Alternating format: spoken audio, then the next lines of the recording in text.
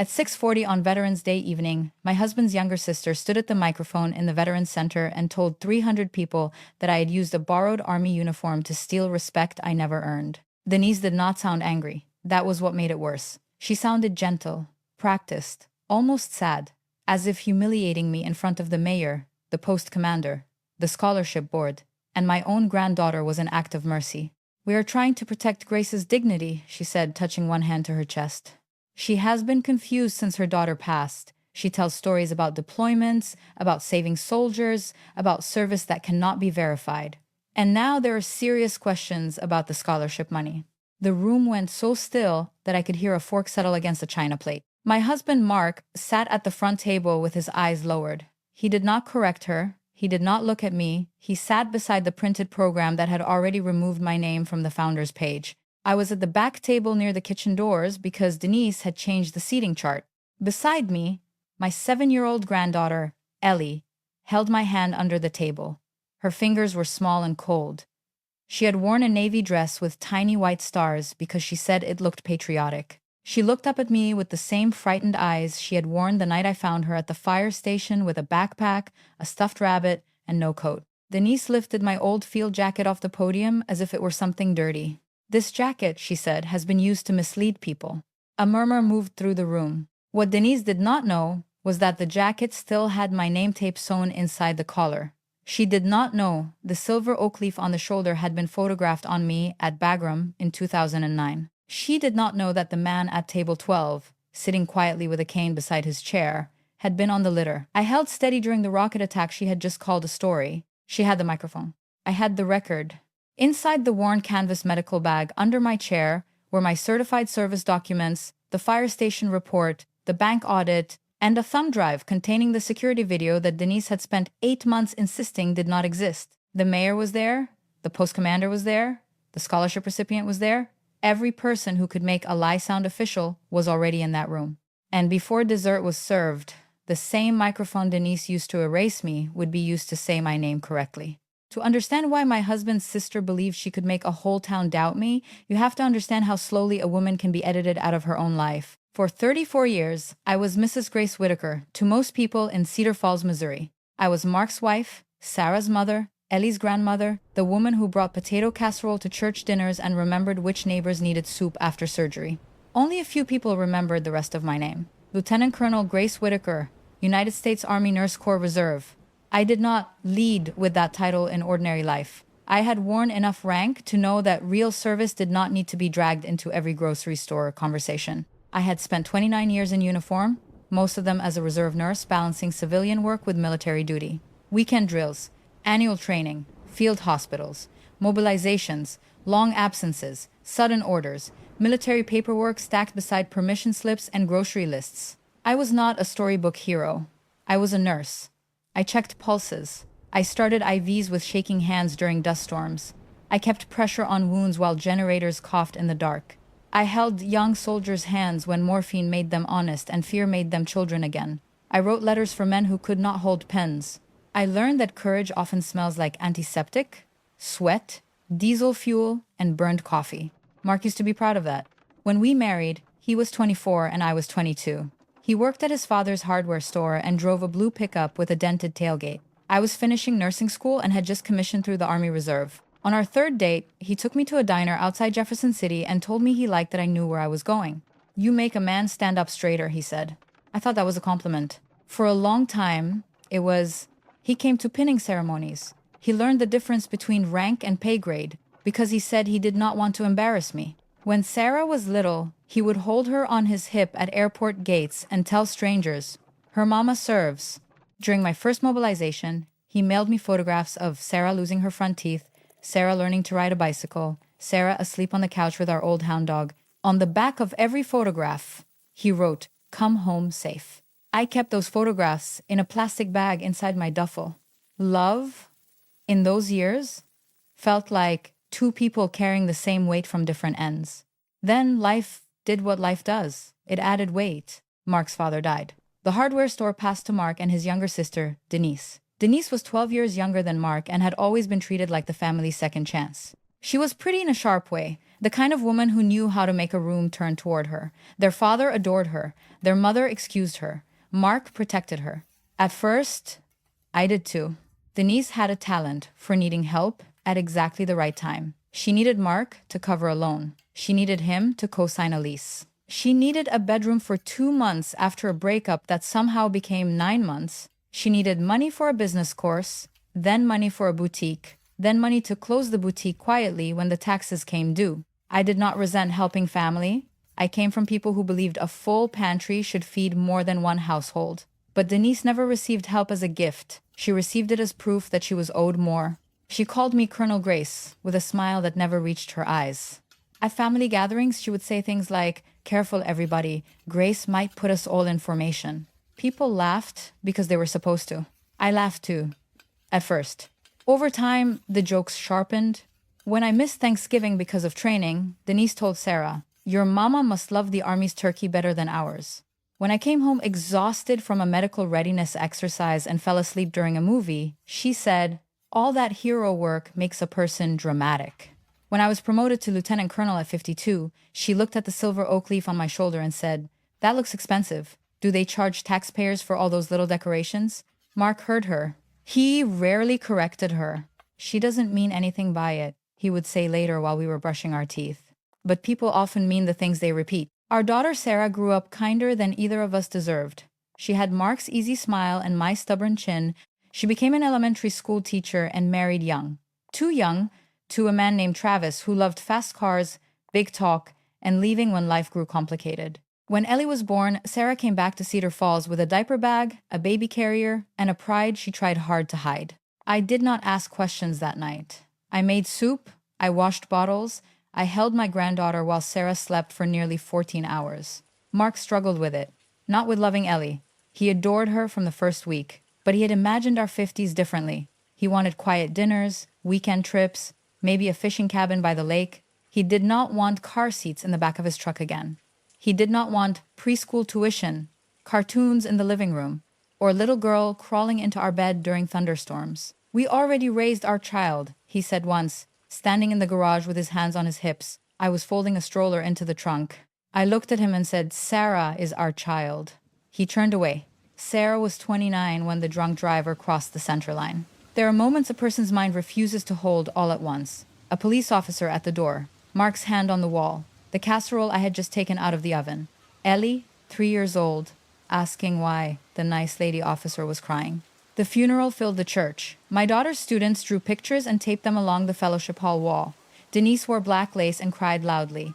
Mark stood beside me like a man carved from wood. Ellie did not cry during the service. She sat in my lap, one hand twisted in the sleeve of my dress, and stared at the white roses on her mother's casket. 2 weeks later, the legal paperwork made permanent what grief had already decided. Travis signed away custody without a fight. He said he was not built to be a father alone. I believed him. I also never forgave him for saying it so easily. Mark and I became Ellie's legal guardians. I thought tragedy would pull our family together. In some ways, it did. The neighbors brought meals. Churchwomen took turns helping with laundry. My old Army friend, Colonel Ruth Mendoza, drove 3 hours just to sit at my kitchen table and peel potatoes because she said grief needed practical company. But inside my own house, the fractures widened. I threw myself into caring for Ellie because caring for her was the only thing that made sense. I retired from my civilian hospital job and kept my reserve duties because retirement from everything felt too much like surrender. The Army still gave me structure. It gave me language for endurance. It gave me a place where people did not look at me only as a grieving mother. Mark grew quieter. Some men grieve by talking, some by working. Mark grieved by letting resentment choose words for him. He began saying Sarah would still be alive if she had never married Travis. Then he began saying she had married Travis because I had been gone too much when she was young. Then he stopped saying it directly and let Denise say it for him. "Little girls need mothers who are home," Denise told me one afternoon while Ellie colored at the kitchen table. Maybe Sarah was always looking for what she missed. I was rinsing a coffee mug, my hands stilled under the water. Ellie looked up. I dried the mug slowly and put it in the cabinet. "Do not use my dead daughter to insult me," I said. Denise blinked, then gave that soft smile of hers. "I'm just trying to help you face things, Grace." "No," I said. You're trying to make cruelty sound like concern. It was the first time I had spoken to her that plainly. It was also the day she stopped pretending we were only having family disagreements. The months after Sarah's death taught me how a household can appear normal from the street while becoming unrecognizable inside. The porch light still came on at dusk, the lawn still got mowed, Ellie's drawings still covered the refrigerator. But Mark and I stopped sitting together after dinner. He watched television in the den. I helped Ellie with reading at the kitchen table. Denise began coming over more often. She brought groceries we did not need and opinions we had not requested. She said the house was too big for a grieving woman to manage. She said Ellie needed younger energy. She said my reserve obligations were disruptive. She said Mark deserved peace. She said the family should consider selling the house and moving into something more practical. The market is high, she said one Sunday after church, running her finger along the edge of our dining table as if she were already pricing it. You and Mark could take a condo. Ellie could have a more stable arrangement. I looked at her. Ellie's arrangement is stable. Denise tilted her head. Is it? That one question told me everything. But I still underestimated her. I knew how to read blood pressure, shock, dehydration, infection, fear. I knew how to hear the difference between a man in pain and a man trying not to die. I had learned to trust small signs. Yet in my own family, I kept ignoring them. I ignored the way Mark lowered his voice when Denise called.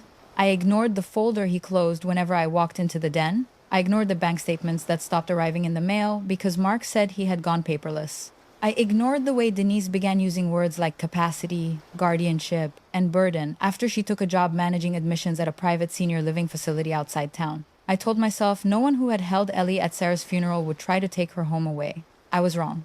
The assignment that changed everything was supposed to last 4 weeks. In late August, heavy flooding hit parts of southeast Missouri. A medical support mission needed, reserve nurses with field experience to help coordinate care for displaced elderly residents and evacuees with chronic conditions. It was not glamorous. It was medication lists, wound care, insulin refrigeration, infection control, tired families, and county officials trying to do more than their budgets allowed. I hesitated before accepting. Ellie had just started 2nd grade. She still had nights when grief found her in dreams. Mark had been distant, but he was her grandfather. He lived in the same house. He knew her routines. He knew she hated peaches in her lunchbox and needed the hall light on until she fell asleep. When I told him about the assignment, he leaned against the kitchen counter and sighed. Of course they need you. The words sounded tired, not proud. It's 4 weeks, I said, maybe less. And I'm supposed to handle everything here. You're her grandfather, Mark. His jaw tightened. I know who I am. Denise, who had arrived without knocking, set her purse on a chair. No one is saying you don't help, Grace, she said. But at some point, you have to decide whether this uniform is worth what it costs everyone else. I looked at Mark. He stared at the floor. That should have been my warning. Instead, I made lists. I packed Ellie's lunches for the first week and labeled containers in the freezer. I wrote down the school pickup schedule, pediatrician's number, counselor appointment, bedtime routine, library day, spelling test date, and the name of the stuffed rabbit she still slept with when she missed Sarah. The morning I left, Ellie stood on the porch in her purple backpack and hugged me hard. You always come back, she whispered. I knelt in front of her, always. She pressed her forehead against mine. Promise? I had made promises in airports, hospital corridors, aid stations, and funeral homes. Some promises are prayers spoken out loud. I promise. The flood mission was exhausting in the way civilian emergencies always are. People imagine chaos as noise, but much of it is quiet. Elderly couples sitting on cots holding plastic bags of medication. A farmer staring at a phone that no longer had service. Volunteers labeling boxes with black markers. Nurses pretending coffee counts as sleep. Every night, I called Ellie.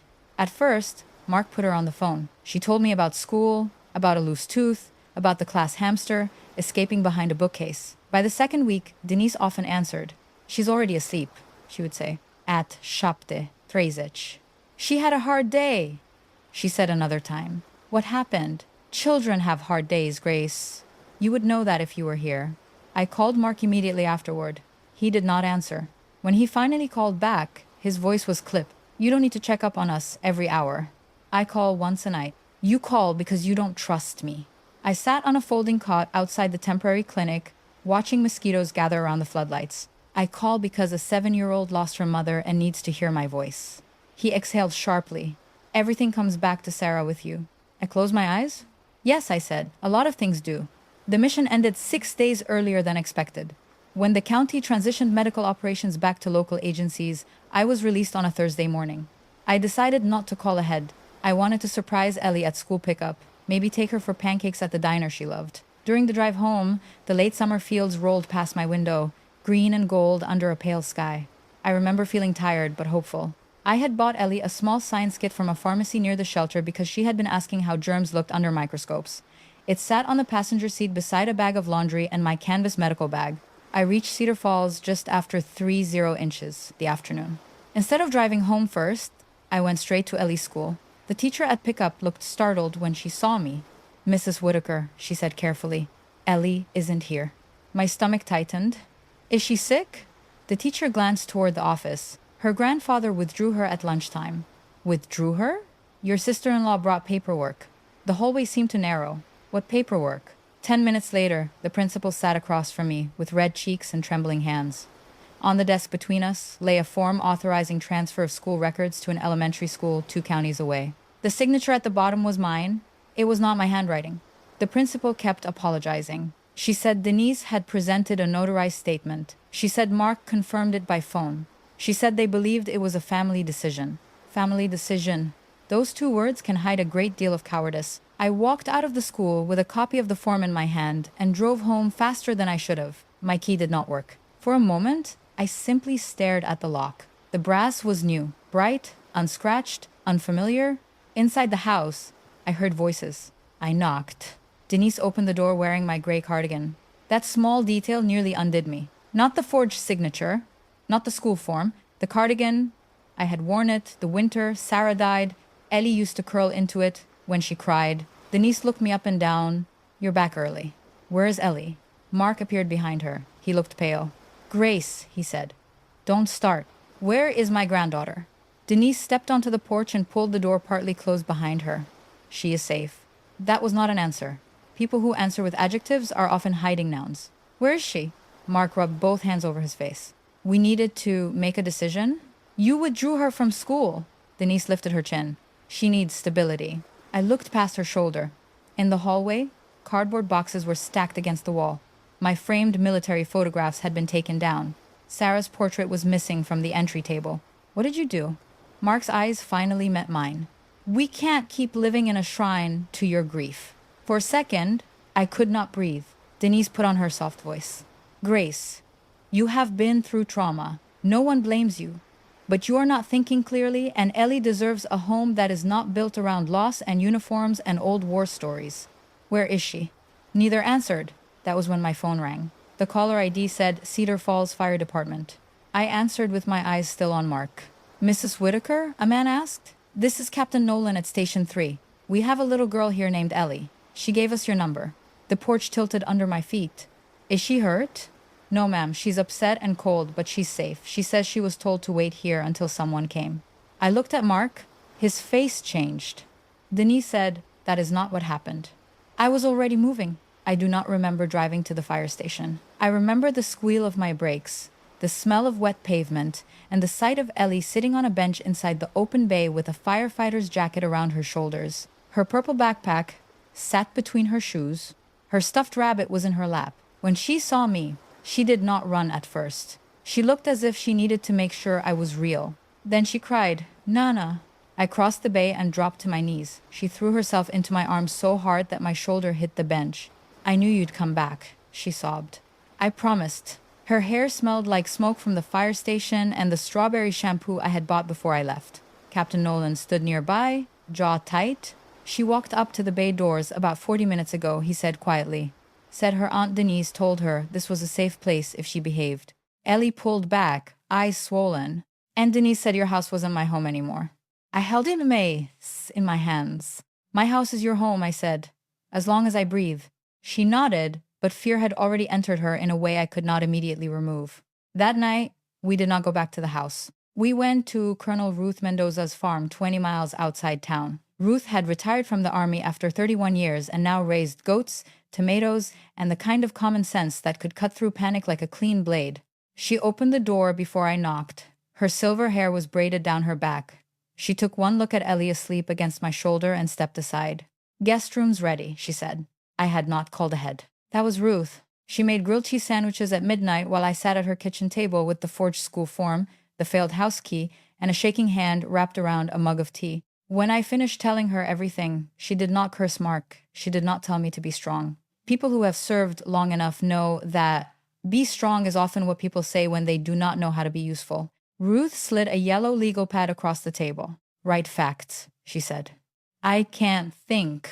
You don't have to think. You have to record. Times, names, documents, witnesses. The feelings can wait their turn. That sentence saved me. The feelings can wait their turn. For the next 2 hours, we wrote everything down. The school form, the changed locks, Denise wearing my cardigan, Mark's words, Captain Nolan's phone call, Ellie's statement, the boxes in the hallway, my missing photographs, the missing portrait of Sarah. At 7 the next morning, Ruth drove me to an attorney named Helen Price, a retired county judge who now handled family law, elder exploitation cases, and, as she put it, relatives who confuse grief with opportunity. Helen was 71, narrow-eyed, and calm in a way that made lying seem unwise. She listened without interrupting. Then she read the school form through half-moon glasses. This signature is not yours? No. This notary? I don't know her. Helen made a note. Who benefits if you are declared unstable? I thought of the house, the custody, the scholarship fund Sarah and I had started before she died, the small life insurance policy Sarah left for Ellie, the savings account for college, the way Denise had looked at my dining room as if it were inventory. My husband, I said slowly, and Denise. Helen nodded. Then we will assume this is not emotional chaos. We will treat it as a plan. By noon, she had filed emergency motions to prevent any change in Ellie's school placement, freeze certain accounts connected to Ellie's trust, and demand immediate access to the house. She also contacted the fire station for an incident report. By 3, Ruth had taken Ellie for ice cream and bought her a new toothbrush, pajamas, and a pack of colored pencils. By 5, Mark had called 17 times. I did not answer. At 5:20, he left a voicemail. Grace, you are making this worse than it has to be. Denise only tried to help. You disappear for the army whenever they call, and then you come home acting like everyone owes you obedience. Ellie needs normal, I need normal. Call me. I saved the voicemail. Not because it hurt, because it revealed. The next morning, Helen and I met a sheriff's deputy at the house. Mark opened the door in yesterday's shirt. Denise stood behind him, arms crossed. The boxes were gone from the hallway. Sarah's portrait had been returned to the entry table, but it hung crooked, as if someone had put it back in a hurry. Helen did not raise her voice. Mrs. Whitaker has a legal right to enter her home. Mark stepped aside. Denise began speaking immediately. This is unnecessary. Grace is exhausted. She has been unstable for months. We are concerned for her and for the child. Helen looked at her over the rim of her glasses. Concern does not forge a signature. The color left Denise's face for half a second. Half a second was enough. I walked through my own house like a stranger inspecting damage after a storm. My military photographs were in a cardboard box in the garage. My dress uniform had been removed from the garment bag and shoved under Christmas decorations. My deployment journals were missing from the bookshelf. Sarah's cedar memory box was on the floor of the guest room, open. Ellie's room had been half emptied. Her bed was still there, but her books were packed. The glow-in-the-dark stars Sarah had placed on the ceiling years ago were scraped off in patches. One wall had been painted beige. I stood in the doorway and gripped the frame. There are cruelties that look small to outsiders. A wall painted beige, a missing photograph, a child's books in boxes. But erasure often begins with household chores. Mark came up behind me. We were trying to make it easier. I turned around. For whom? He had no answer. Denise did. For everyone, she said. You are not the only person who lost Sarah. No, I said, but I seem to be the only one who remembers she had a daughter. Denise's eyes hardened. That was the moment I knew she would not stop. Over the next 8 weeks, Cedar Falls divided itself in the quiet way small towns do when people know just enough to be dangerous. No one confronted me directly at first. They did not need to. Their faces did it. Women at the grocery store paused too long before saying hello. Men at the Veteran Center nodded with pity instead of respect. Church friends asked if I was getting some rest in tones normally used for people recovering from surgery or scandal. Denise had been busy. She told people I had abandoned Ellie during a flood mission and then overreacted when Mark tried to create stability. She said the army had changed me. She said I could not let Sarah go. She said I was confusing my service memories with current life. She said I had become possessive of Ellie because I needed someone to command. Worst of all, she said there were questions about the Sarah Whitaker Memorial Scholarship. Sarah and I had started that scholarship 2 years before her death to help Cedar Falls students entering nursing or teaching. After Sarah died, donations grew. People gave $20, $50, sometimes more. The VFW hosted an annual Veterans Day dinner to raise money because Sarah had volunteered there and because I had spent years providing free blood pressure screenings for older veterans on Saturday mornings. The scholarship was small, but it mattered. It carried Sarah's name into futures she did not get to live. Denise understood that. She also understood that if she could make the town question my honesty, she could do more than embarrass me. She could remove me from the board, control the fund, and redirect the money through a new family education trust she and Mark had proposed. Helen found that document in a packet Mark's attorney sent by mistake. Family Education Trust, she read aloud, tapping the page with one red fingernail. Managed by Mark Whitaker and Denise Whitaker Caldwell. I stared at the paper. They were going to take Sarah's scholarship. They were going to control it, Helen corrected. Language matters. What's the difference? Control is theft wearing a tie. I almost smiled for the first time in weeks. The proposed trust was not the only discovery. Once Helen subpoenaed financial records, the story widened. There were withdrawals from the scholarship operating account labeled event expenses, checks written to vendors that did not exist, reimbursements to Denise for printing, consulting, outreach, and storage, a cashier's check tied to the senior living facility where Denise worked. Mark had signed some forms. Others carried my electronic approval. I had not approved them. Helen brought in a forensic accountant named Peter Walsh, a soft-spoken man who wore bow ties and treated bank statements like crime scenes. After 3 days with the records, he called us into his office. Mrs. Whitaker, he said, turning his monitor toward me, someone logged into the scholarship account using your credentials 6 times while you were deployed on the flood mission. I didn't have internet access half those nights. I know, he clicked another file. The IP address traces back to your home router. Mark. The room seemed to cool. Peter continued. Money was moved in small amounts, not enough to trigger immediate attention, but consistent enough to show intent. Helen leaned forward. Can you tie Denise to any of it? Peter adjusted his glasses. Not all of it, but this reimbursement was deposited into her personal account. This payment went to a shell vendor registered to her former boutique address. And this digital document was created on a laptop under the name D. Caldwell. I looked at the spreadsheet until the rows blurred. People think betrayal arrives with a scream. Often, it arrives as a line item. Still, the strongest evidence came from a place Denise never considered. Captain Nolan called me one Friday morning. Mrs. Whitaker, I need to ask you something, he said. Did anyone ever tell you there's a camera outside our East Bay? My hand tightened around the phone. No. Well, he said, there is.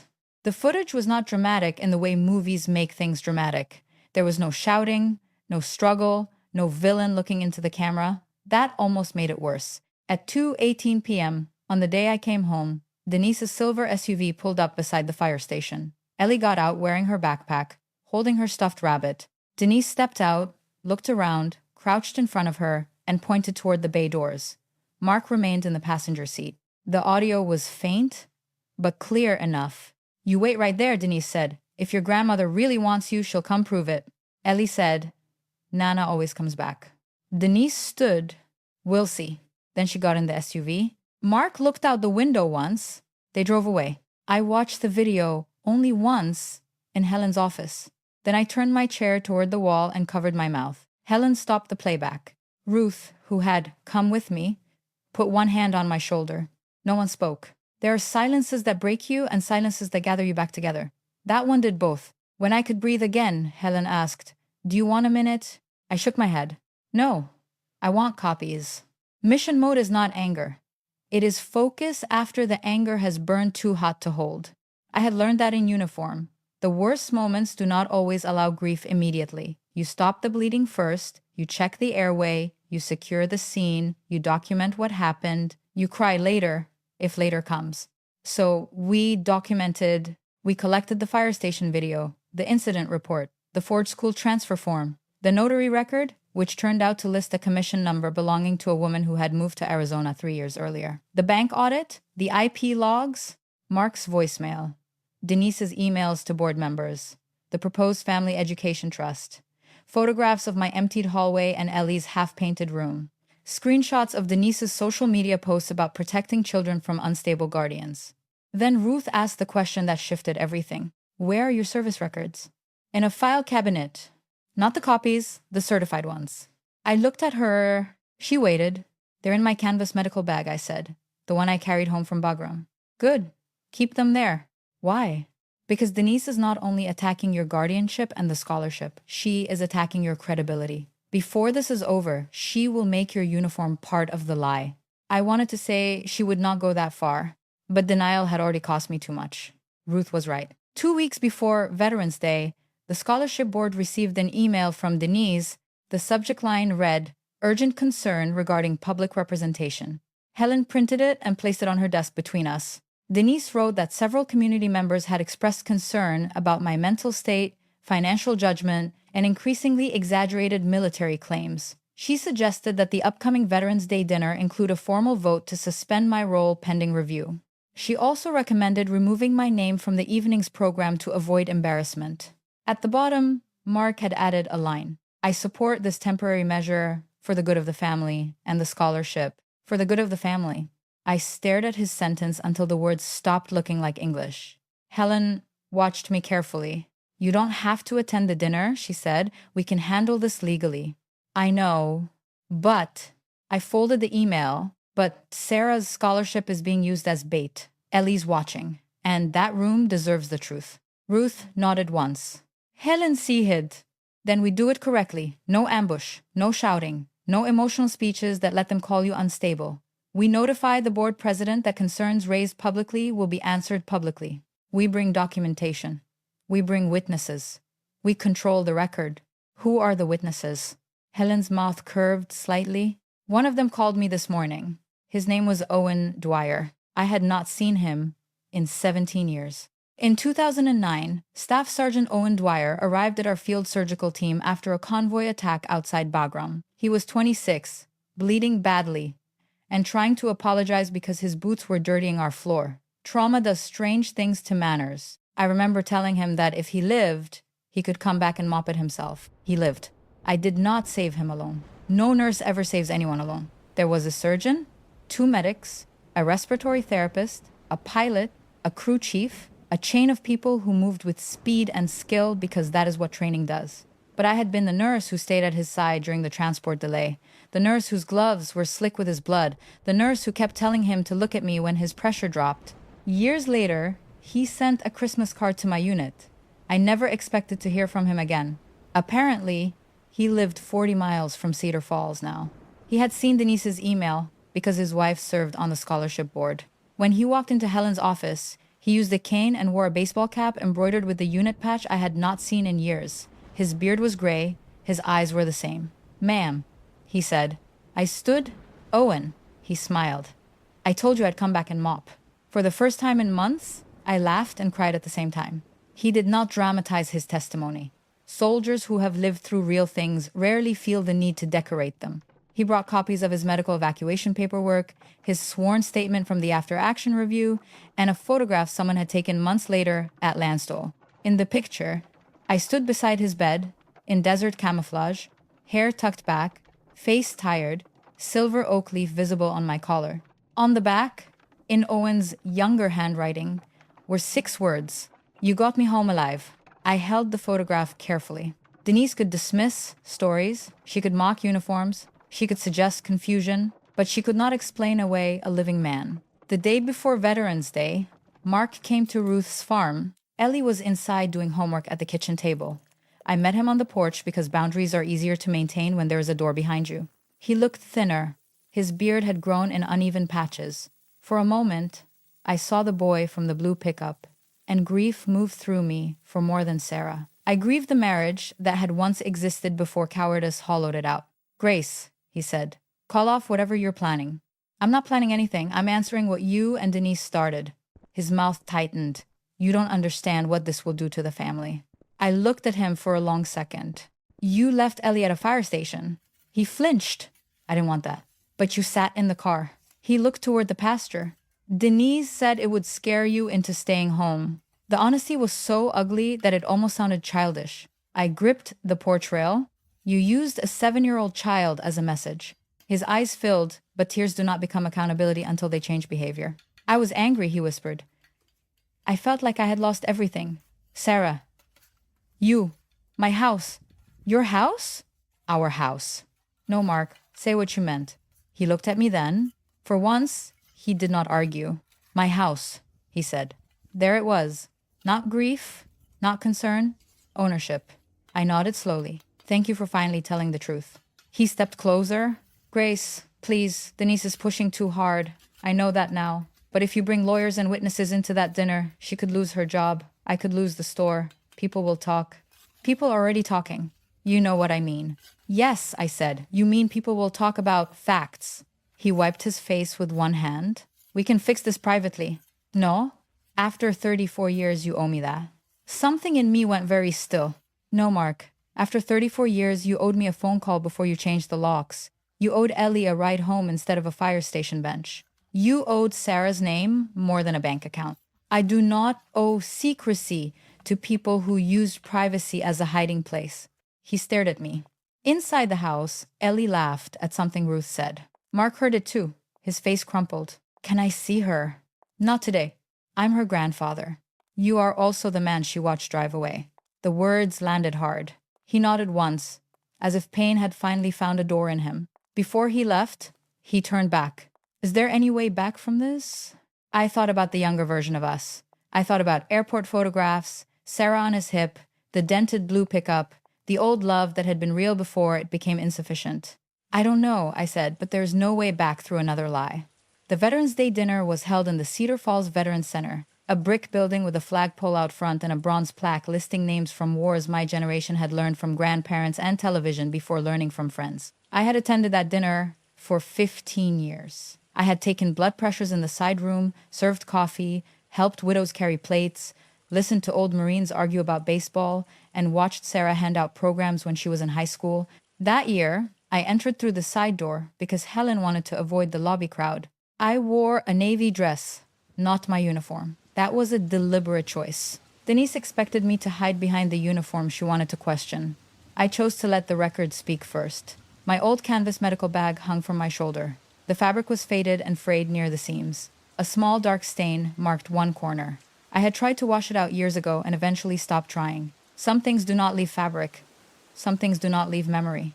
Ellie walked beside me in her star dress. Ruth held her other hand. Are you scared? Ellie whispered. I looked down at her. Yes. Her eyes widened. You are? Courage is not the same as not being scared. She considered that, then nodded with the solemn wisdom of second grade. I'll be courageous too. I squeezed her hand. The back table near the kitchen doors had our place cards. Mine read Mrs. Grace Whitaker. Not Lieutenant Colonel. Not founder. Not board chair. Just Mrs. Grace Whitaker. Printed on a card with a smudge through the G. Ruth saw it and made a sound under her breath. Leave it, I said. Grace, leave it. Some evidence introduces itself. Owen Dwyer sat at table 12 with his wife. He did not come over. That was part of Helen's plan. He gave me a small nod, nothing more. Helen sat near the aisle with a folder in front of her. Peter Walsh sat beside the treasurer. Captain Nolan stood in the back, out of uniform, but unmistakably a firefighter, even in a sport coat. Denise had arranged the room beautifully. I will give her that. White tablecloths, red napkins, small flags in glass jars. A slideshow of veterans' photographs moved across a screen near the podium. Sarah's picture appeared once, smiling in a yellow cardigan, then disappeared into a photograph of Mark's father in Korea. The printed program listed the evening's purpose as honoring service, family, and education. My name was not on the founder's page. Mark sat at the front table with Denise, the mayor, the VFW commander, and two donors I recognized from the bank. He looked at me only once, then away. Dinner passed like a weather system. Plates arrived, coffee was poured, people spoke in soft voices. Several friends approached my table and said hello with careful kindness. Others avoided me entirely. Institutional cowardice does not always look like betrayal. Sometimes it looks like people waiting to see which version of the truth will be safest to believe. After the pledge, the mayor gave remarks. The post commander spoke about sacrifice. A student read an essay about Sarah and how teachers change lives beyond what they can see. I kept my eyes on the table through that part because grief is a country one can re-enter without warning. Then Denise walked to the microphone. She wore a cream suit and a small gold cross. Her hair was perfect. Her voice, when she began, was warm. Good evening, friends. Thank you for being here. to honor veterans, families, and the future of our young people. She spoke for 6 minutes before she came for me. That was smart. She wrapped the knife in patriotism first. She praised Mark's father. She praised Sarah. She praised community donors. Then she touched the printed program and sighed. Tonight, we also have to do something difficult. The room shifted. Denise lowered her eyes. Some of you have asked why changes were made to the program. I want to be transparent but compassionate. Ruth's hand found mine under the table. Denise continued. My sister-in-law, Grace, has served this community in many visible ways. But grief can change a person. Trauma can change memory. In recent months, concerns have come to the board about the scholarship finances, about Ellie's welfare, and about military stories that have become increasingly hard to verify. A man near the front frowned but did not speak. Denise lifted my old field jacket from behind the podium. I had not known she had taken it. For a moment, seeing it in her hands stole the breath from my lungs. That jacket had hung in aid stations, traveled in duffels, been used as a pillow on concrete floors. It had covered Sarah during a cold parade when she was 6. It had covered Ellie the night of a thunderstorm after Sarah's funeral. Denise held it like a prop. This jacket has been shown to donors, students, and veterans as if it proves something, she said. But we owe this community truth, not sentiment. Her eyes came to my table. We are trying to protect Grace's dignity. Ellie's fingers tightened around mine. Denise's voice softened further. We do not want a public confrontation, but tonight, before funds are distributed and leadership continues, we need to ask whether the scholarship should remain under her control. Then she said the line that made the room inhale. Because if service is exaggerated and money is missing, silence becomes complicity. That was when Helen stood, not dramatically.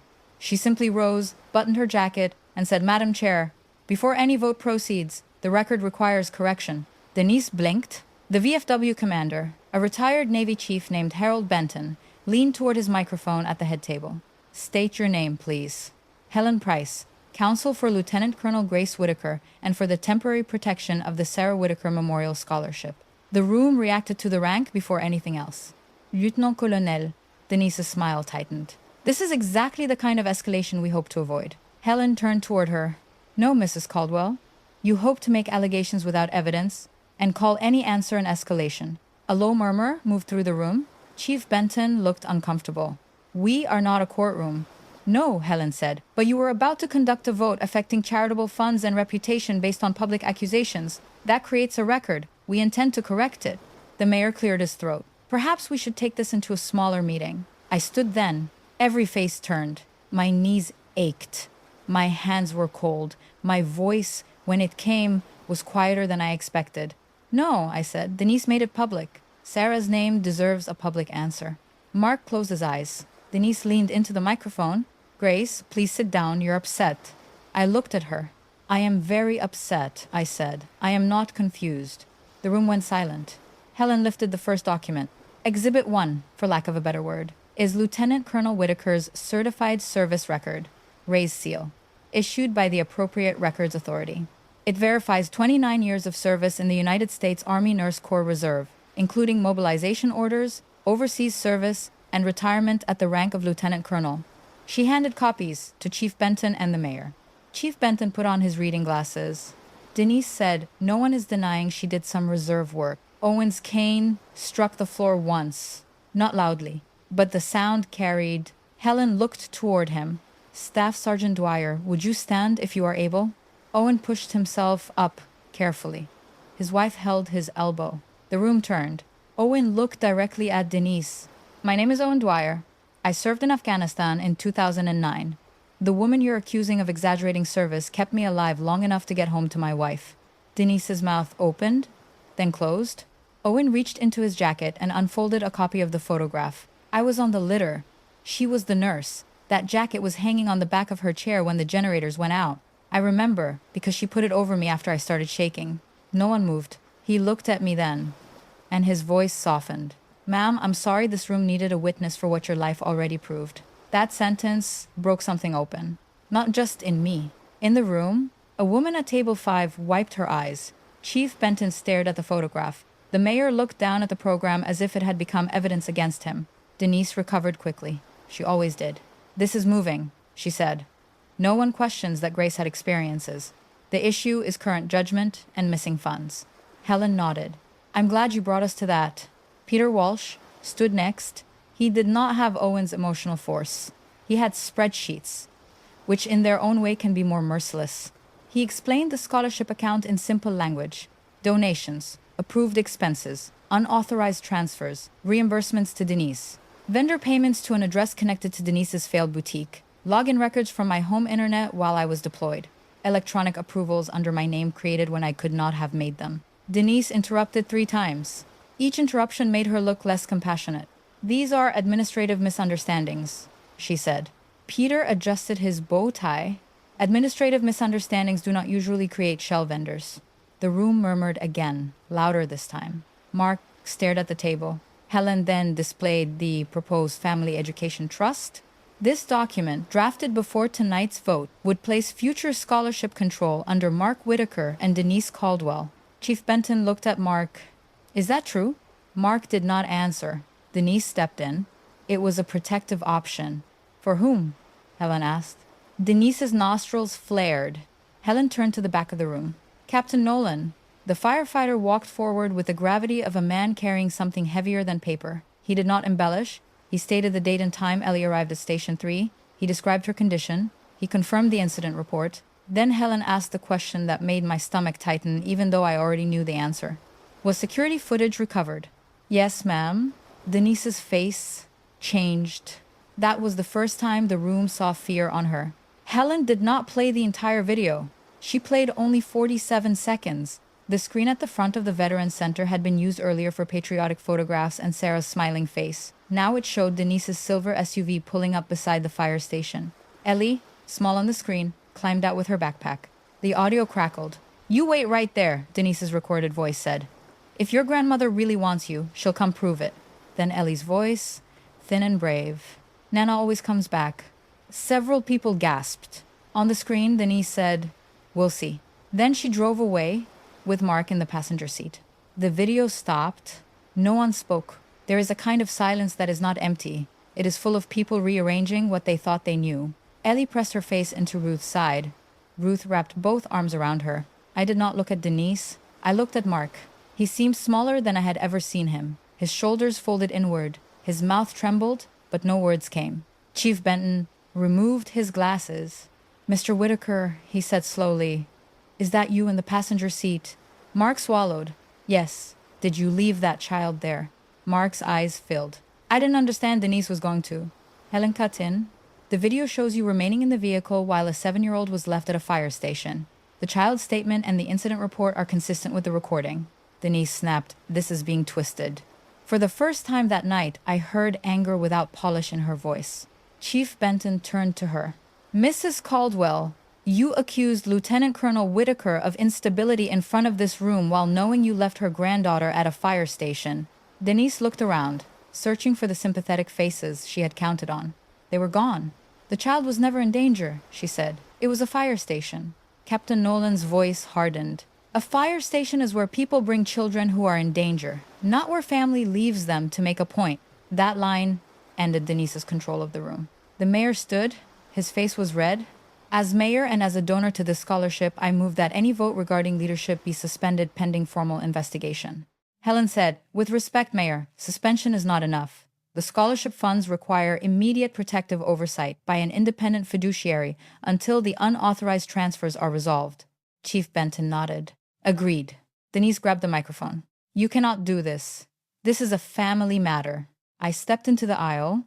No, I said. You made my service a public accusation. You made Sarah's scholarship a public question. You made Ellie's fear a public tool. It stopped being only a family matter when you asked this room to help erase the truth. Denise stared at me with hatred so plain it almost looked like relief. At least now she had stopped pretending concern. You always had to be the hero, she said. I shook my head. No, I had to be the adult. That landed harder than shouting would have. She looked at Mark. Say something. For 34 years, I had watched Mark rescue his sister from consequences. This time, he did not. He lifted his head slowly. Denise, he whispered, we left Ellie. She recoiled as if he had slapped her. You said you wanted peace, she hissed. I did, he said, but that was not peace. The room heard him. So did Ellie. Denise stepped away from the podium. Her heel caught on the microphone cord, and the sound screeched through the speakers. No one laughed. This was not a cartoon collapse. It was uglier and more human than that. A woman who had mistaken control for love was discovering that an audience is only useful while it believes you. Chief Benton stood and took the microphone from the stand. His voice shook slightly. On behalf of this post, I owe Lieutenant Colonel Whitaker an apology. We allowed concerns to be placed into the program process without requiring evidence. That was wrong. He turned toward me. Ma'am, would you come forward? My legs did not want to move. Ruth whispered, walk like your spine remembers rank. So I did. I walked past tables where people who had avoided my eyes now looked at me directly. Some were crying, some looked ashamed, some looked angry at Denise, which was easier than looking at their own silence. At the front, Chief Benton lifted the printed program. This program omitted Lieutenant Colonel Grace Whitaker as co-founder of the Sarah Whitaker Memorial Scholarship. That omission will be corrected in the official minutes, on the website, and in all future materials. He paused. And I will say what should have been said at the beginning. Thank you for your service, Lieutenant Colonel. The room stood, not all at once.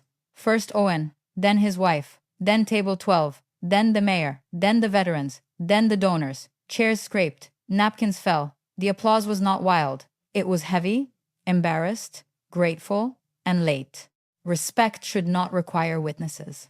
But once truth had witnesses, no one could make me small in that room again. I did not enjoy Denise's humiliation. That surprised me. I had imagined in darker moments that public truth would feel like victory. Instead, it felt like surgery, necessary, painful, bloody in places no one else could see. After the dinner, people approached me in a slow line. Some apologized specifically. Those mattered. I should have called you when I heard the rumors. I should have asked why your name was removed. I should not have believed concern without facts. The vague apologies mattered less. I'm sorry for everything. Everything is often what people say when they do not want to name anything. Owen hugged me carefully. His cane knocked against my shoe. You still owe me a mop, I said. He smiled. Anytime, ma'am. Ellie came to me then, still holding Ruth's hand. Did everybody know you told the truth? She asked. I knelt in front of her, though my knees protested. Not at first. But they know now? Yes. She touched the canvas medical bag. Is Mommy's scholarship safe? I looked toward Helen, who nodded once. Yes, sweetheart, it's safe. Ellie leaned into me. Can we go home? That question carried more than tiredness. For months, home had been a contested word. A house, a legal right, a memory, a place people could lock you out of, a promise people could betray. I kissed her forehead. Yes, I said. We can go home. But we did not go back to the old house that night. By then, I had already made the decision I had avoided for too long. The marriage was over, not because of one night, not because of Denise alone, not because Mark had been weak in a single terrible moment. Marriages can survive weakness when truth follows quickly. Ours had been dying by inches for years, and the fire station bench had simply made the death certificate impossible to ignore. Helen filed for legal separation first, then divorce. The court moved faster than I expected, because the evidence was clear. I retained guardianship of Ellie. The house remained in my possession until the divorce was finalized. Mark was ordered to have supervised visitation with Ellie until her counselor recommended otherwise. The scholarship fund was placed under temporary independent management while the financial investigation continued. Denise lost her job at the senior living facility after the forged notary record and financial documents became part of the inquiry. She tried to claim she had acted out of concern for Ellie. The video made that difficult. Eventually, she entered a plea agreement on charges related to fraud and forgery. She avoided prison, but she had to repay funds, complete community service, and stay away from the scholarship board. Some people thought that was too light. Maybe it was... But consequences do not always need to satisfy spectators to be real. Denise lost the thing she valued most, the ability to control the story while appearing generous. Mark's consequences were quieter. The hardware store lost customers. Men who once drank coffee with him in the mornings stopped lingering by the counter. He moved into a small apartment above the store and began attending counseling because the court required it if he wanted unsupervised time with Ellie. For months, Ellie refused to see him. I did not force her. Children are often asked to comfort adults who hurt them. I would not do that to her. Her counselor, a patient woman named Dr. Elaine Porter, helped us find words that did not make fear feel like disobedience. One afternoon, Ellie asked me, if Grandpa says sorry, do I have to be not scared? I set down the laundry basket. No, She looked relieved and guilty at the same time. You can accept an apology and still need time, I said. Your feelings don't have to move at the speed someone else wants. She nodded slowly. Do grown-ups know that? Some do. Did Grandpa? I folded a small pair of socks. He's learning. She thought about that. Are you learning too? The question was fair. Yes, I said. Every day. Healing did not look like speeches. It looked like routines. I repainted Ellie's room, the same soft blue Sarah had chosen years earlier. We put new glow-in-the-dark stars on the ceiling, and Ellie insisted on placing one crooked star over the door because she said every sky needed something funny. We unpacked her books. We returned Sarah's cedar memory box to the shelf. We hung my military photographs in the hallway, not as proof to visitors, but as truth for ourselves. The canvas medical bag went on a hook by the back door for several weeks because I could not bring myself to put it away. One night, Ellie asked about the dark stain on the corner. I told her the age-appropriate version, that the bag had been with me when I helped hurt soldiers, that sometimes helping people was messy, that some stains stayed because they reminded us what mattered. She touched it with one finger. Did you help the man with the cane? Yes. Did he help you back? I smiled. Yes, he did. She nodded as if a moral equation had balanced. The first supervised visit with Mark happened in Dr. Porter's office 3 months after the dinner. Ellie wore her favorite red sweater and sat close to me on the couch. Mark entered carrying no gifts because Dr. Porter had told him gifts could feel like pressure. He looked older. Shame had settled into his face, but shame alone was not enough. I watched for humility. He sat across from Ellie. For a few seconds, he could not speak. Then he said, I left you when I should have protected you. Ellie stared at him. He swallowed. I let my anger at Nana become more important than your safety. That was wrong. You did not deserve it. You did nothing to cause it, and you do not have to forgive me today. Dr. Porter glanced at me. It was a good apology. Specific. No excuses. No demand. Ellie held her rabbit in both hands. Why did you go with Aunt Denise? Mark closed his eyes briefly. Because I was angry and weak, and I wanted someone else to tell me I was right. That's bad, Ellie said. Yes, he whispered. It is. She leaned against me. I don't want to go in your truck. You don't have to. Ever. He looked at Dr. Porter, then at me, then back at Ellie. Not until you want to. And if you never want to, I will have to live with that. That was the first honest thing Mark had said without trying to protect himself. After the session, he waited in the hallway while Ruth took Ellie to the car. Grace, he said. I stopped but kept distance between us. I'm sorry. I had heard those words from him before. They had usually meant, please make this feel better for me. This time, he continued. I'm sorry for letting Denise speak for me. I'm sorry for resenting your service instead of admitting I felt small beside it. I'm sorry for treating Ellie like proof in an argument. And I'm sorry I let Sarah's name be used for money. Specific. Late. But specific. I nodded. Thank you for saying it. Is there any forgiveness left? I looked at the man I had loved for most of my adult life. Yes, I said, but forgiveness is not a house key. Tears filled his eyes. He understood, or at least he began to. The divorce was final the following spring. I kept the house, not because wood and brick can heal a family, but because Ellie needed one door in this world that opened with certainty. Mark moved into a small apartment above the old hardware store. The court ordered counseling before any unsupervised visits, and for once he did not argue. Denise moved to Springfield after the restitution agreement was signed. She lost her job, repaid what she could, and sent one letter that said mistakes were made. I did not answer. Mistakes were made is what people write when they want grammar to carry blame for them. The scholarship survived. Under independent oversight, the missing money was restored. The board added a teacher, a nurse, Owen's wife as treasurer, and a written rule that no major financial decision could be made without 2 signatures and public minutes. Procedure can sound cold until you understand that procedure is how honest people protect what dishonest people tried to take. At home, healing looked ordinary. I repainted Ellie's room the same soft blue Sarah had chosen years earlier. We put new glow-in-the-dark stars on the ceiling, and Ellie insisted that one crooked star go above the door because, as she said, every sky needed something funny. We unpacked her books. We placed Sarah's cedar memory box back on the shelf. I hung my military photographs in the hallway, not as proof for visitors, but as truth for ourselves. The first time Mark saw Ellie in Dr. Porter's office, he did not bring gifts. He sat across from her with empty hands and red eyes. I left you when I should have protected you, he said. I let my anger at Nana become more important than your safety. That was wrong. You did not deserve it. You did nothing to cause it, and you do not have to forgive me today. Ellie held her stuffed rabbit in both hands. Why did you go with Aunt Denise? She asked. Mark closed his eyes for a moment. Because I was angry and weak, and I wanted someone else to tell me I was right. That's bad, Ellie said. Yes, he whispered. It is. She leaned against me. I don't want to ride in your truck. You don't have to. Ever? Not until you want to. And if you never want to, I will have to live with that. It was the first honest apology he had ever given without trying to collect comfort in return. After the session, he stopped me in the hallway. Grace, I'm sorry for letting Denise speak for me. I'm sorry for resenting your service instead of admitting I felt small beside it.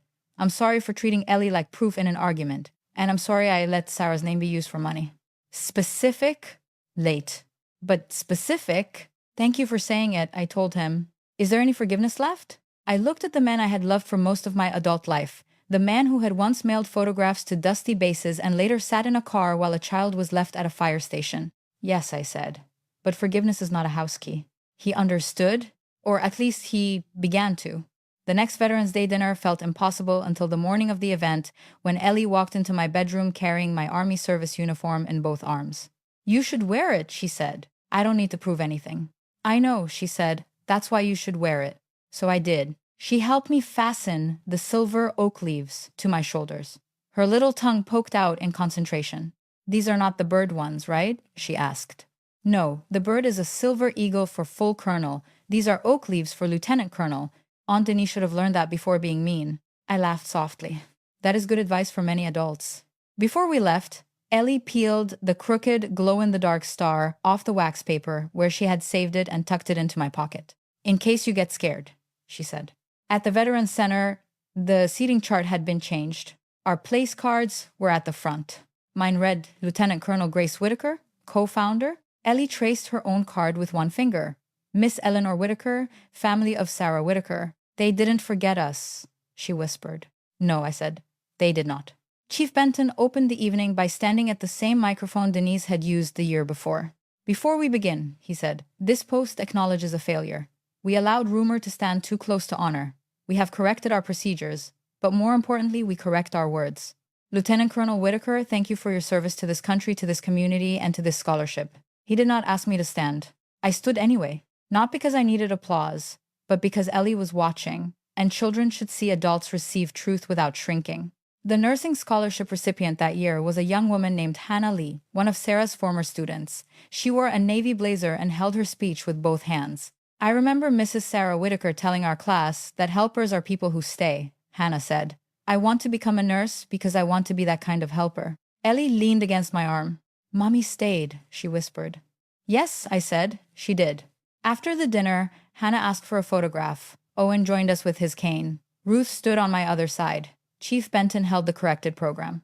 Ellie pushed into the front with her gap-toothed smile and lifted the crooked star because she had decided it belonged in the picture too. The photograph ran in the Cedar Falls paper the next week. Not on the front page. Just inside, below an article about road repairs and above an advertisement for winter tires. I clipped it anyway. The caption read, Sarah Whitaker Memorial Scholarship honors service, teaching, and community trust. Community trust?